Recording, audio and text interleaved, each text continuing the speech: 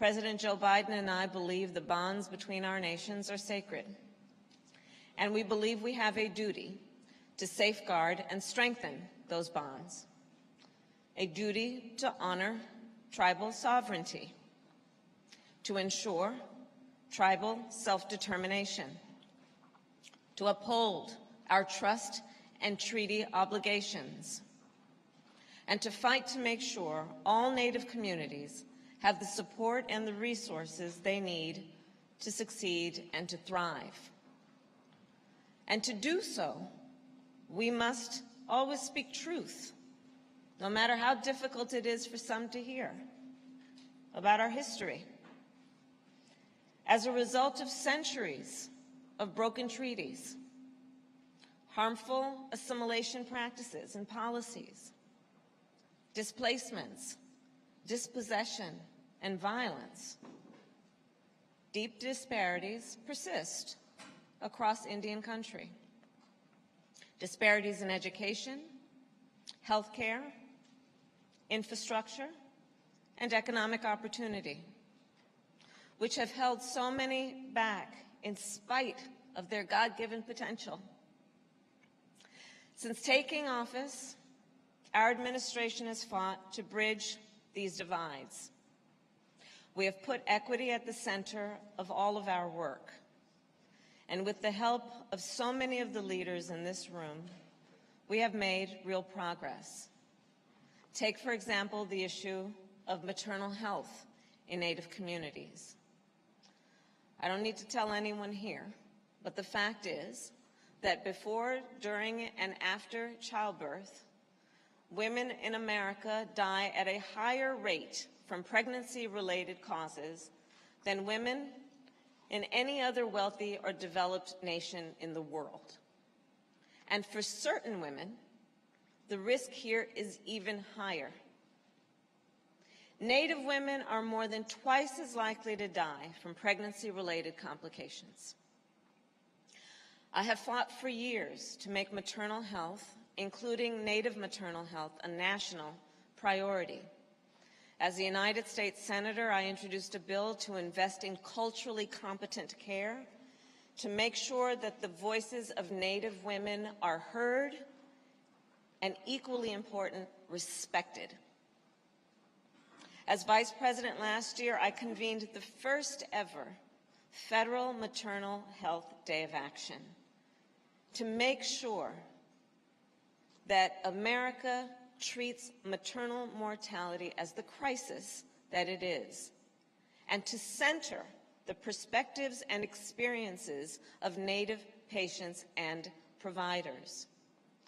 This year, our administration gave states the ability to expand postpartum Medicaid coverage from just 2 months to 12 months, to a full 12 months, which is long overdue.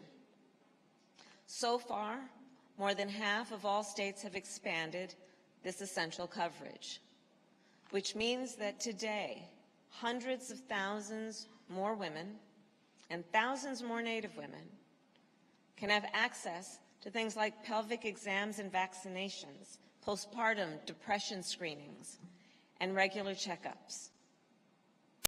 Together, we are all also fighting to address economic disparities in tribal communities, in particular by expanding access to capital.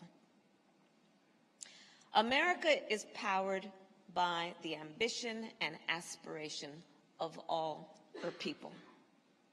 The ambition, the aspiration to start a business, to own a home, to get an education, to raise a family. But achieving that success requires access to capital and financial services, often. However, as we know, many Native communities are cut off from these essential resources.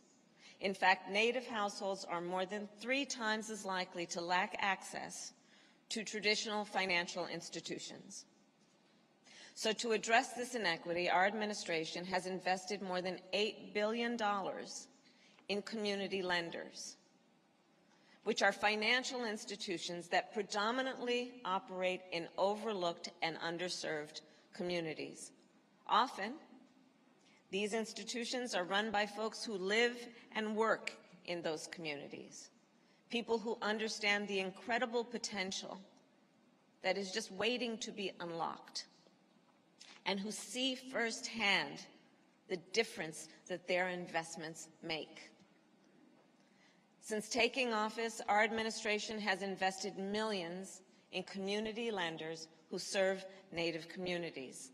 Lenders like Native American Bank in North Dakota, which helped build a treatment facility for opioid addiction in the lands of the Turtle Mountain Band of Chippewa Indians, and lenders like Kipton in South Dakota, which helps Native farmers access the capital they need to upgrade their equipment, to buy more land, and to hire more employees.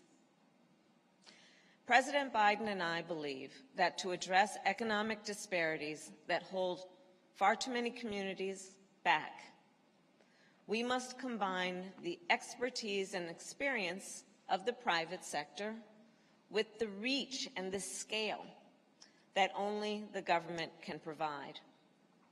That is why earlier this year we launched the Economic Opportunity Coalition, a name we gave to a group of more than 20, as of now, 20 private sector organizations. We plan that group to grow.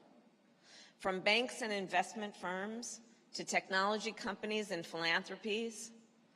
And together, these organizations have committed to invest tens of billions of dollars in historically underserved communities, including many Native communities. Because they know that when we lift up places that have been left out and left behind, it benefits everybody. And our administration is also fighting for climate and environmental justice. Native communities are on the front line of the fight against the climate crisis. Land your tribes have long called home are increasingly being threatened by wildfire, drought, and sea level rise. And across America, Native communities are disproportionately impacted by toxic air and water pollution. All the while, we also know Native peoples have served as responsible stewards of our environment and natural resources for millennia.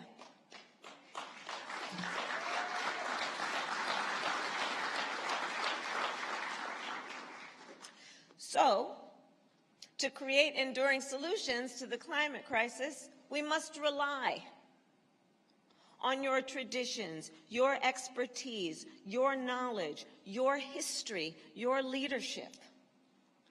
And that is why, as one example, to uphold our commitment to our co-stewardship of public lands and waters and to protect tribal lands, President Biden restored Bears Ears National Monument.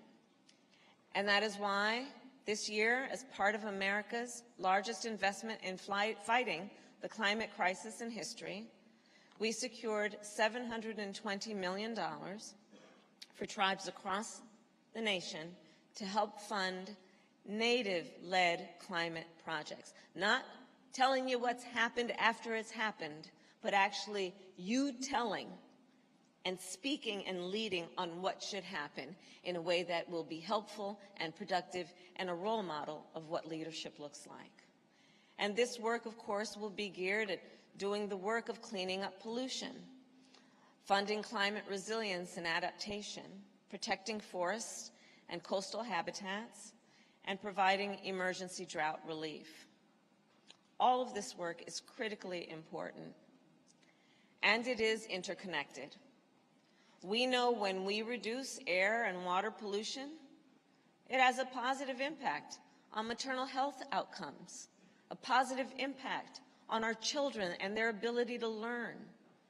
We know that when women receive the health care they need, families and communities are stronger. We know that when we increase access to capital, it creates opportunity for everyone.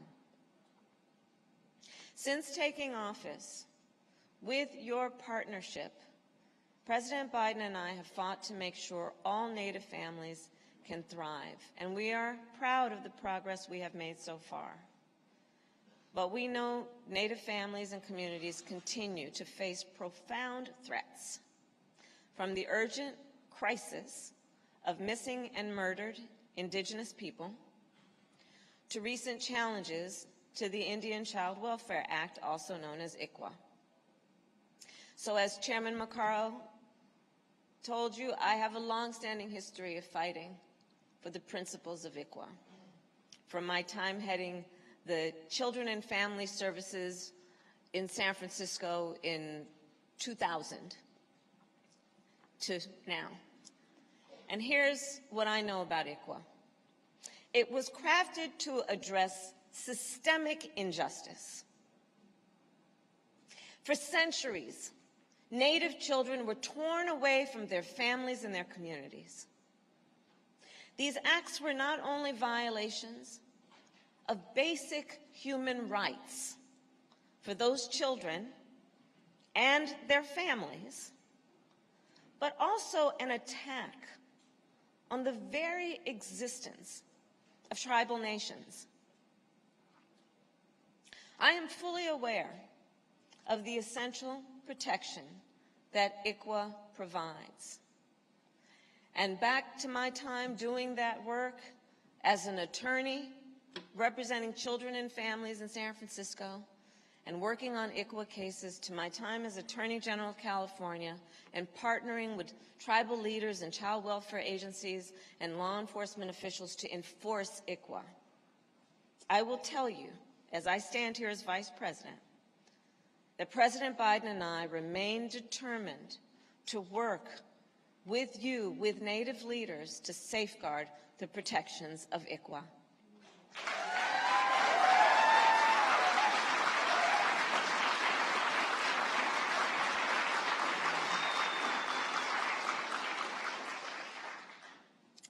And finally, as our administration fights to create an America where all people have the opportunity to succeed and thrive, we will continue to depend on your friendship, on your leadership, and on your partnership.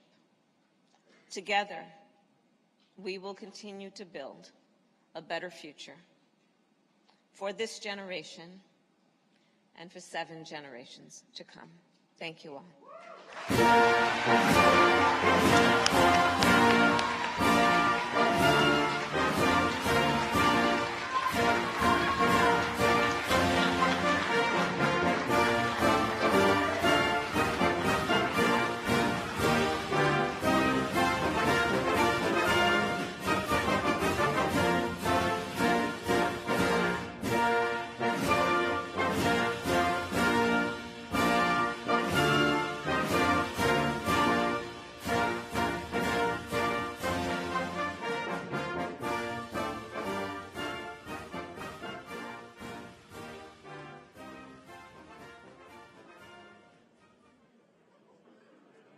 We will now proceed to an engagement session with the White House Council on Native American Affairs located in the Bison Bistro.